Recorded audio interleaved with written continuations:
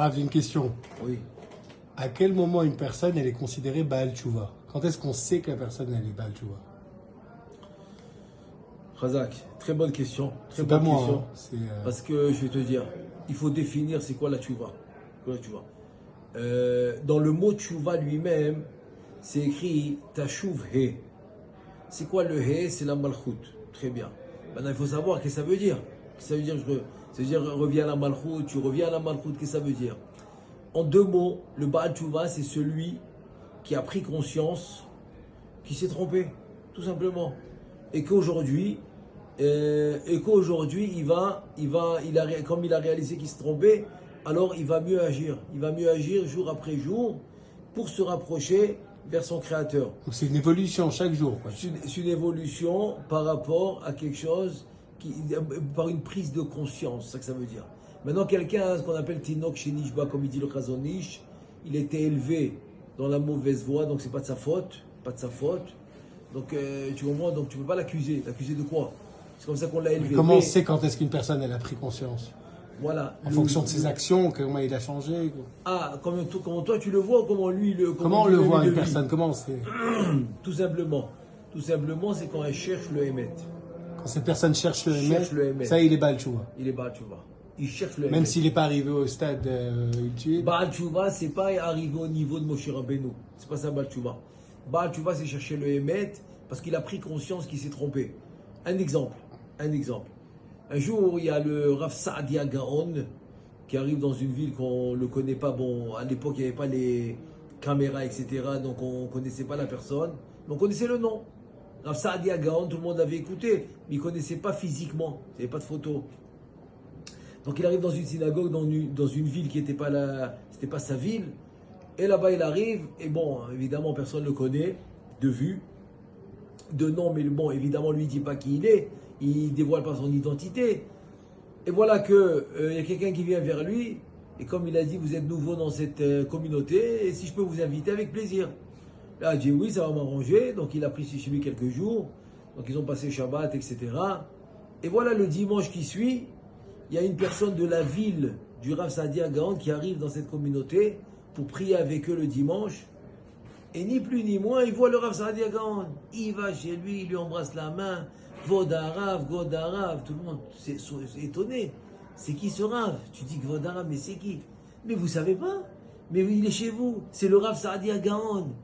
Et tout le monde est étonné. Non, il nous a pas dit que c'était, il nous a pas dit son nom. Il nous a pas dit que c'est le Rav Saadia Gaon, etc. Et bon, évidemment, parce qu'il était Anav, donc il n'a pas dévoilé. Donc parce qu'il a voulu être humble.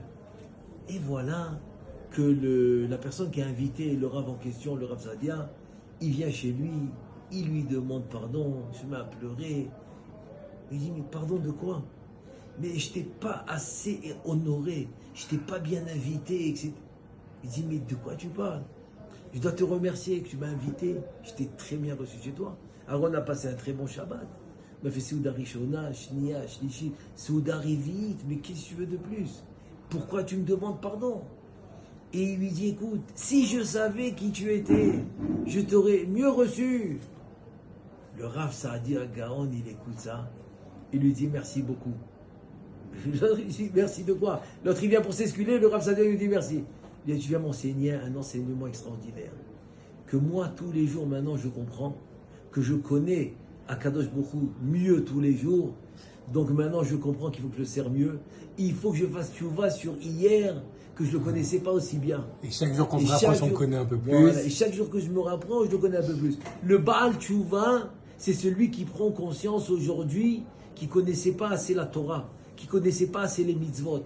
Donc Baal Tchouva, ce n'est pas nécessairement quelqu'un que Chas Veshalom qui était complètement en dehors de la Torah. Pas du tout. Un Baal Tchouva, c'est quelqu'un qui a une barbe, un chapeau. Un religieux, il peut être Baal Tchouva, en fait. Mais bien sûr. Et c'est ça un vrai Baal Tchouva. Parce que le vrai Baal Tchouva, c'est qui? C'est celui qui est religieux, qui comprend ce qu'il fait.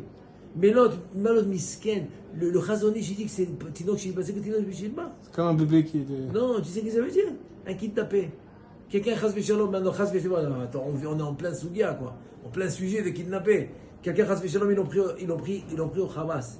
à Gaza. Dis-moi, ils l'ont pris à Gaza. Dis-moi, tu penses qu'ils vont lui faire quoi? Seuda Rishona, Shnia, Shnishit, Shabbat, ils vont lui faire Avdallah, ils vont lui faire Kiddush.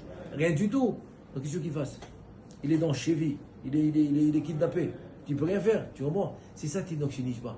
Quelqu'un qui a été éduqué dans la mauvaise voie, c'est pas de sa faute. Tu comprends? Donc lui donc, dès qu'il va connaître c'est quoi le judaïsme, etc., et ben bon Hachem, il va revenir. C'est sûr que ça va être un Baal Tchouva, c'est sûr. Mais c'est pas obligé d'attendre ce cas spécifique pour dire Baal Tchouva. Le religieux, il va faire tout va. Pourquoi hier, quand il est rentré à la maison, il a mal parlé à sa femme? Pourquoi? Ah ben il va faire Tchouva. Donc aujourd'hui, il va rentrer à la maison, il va bien parler avec sa femme. Donc ce qu'on dit aujourd'hui, hein, qui est Baal Tchouva, l'autre qui est Haredi, ça veut rien dire. En fait, on doit tous être Baal Tchouva tous les jours. Exactement.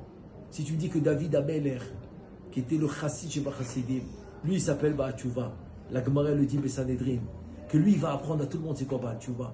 Alors que tu vas dire Tu vas dire que quoi? Que le Haredi c'est pas un Baal Tchouva? C'est faux ça. C'est erroné. Baal Tchouva c'est quelqu'un, c'est Rav Saadi Agaon. Rav Saadi Agaon il te dit c'est quoi Baal Tchouva.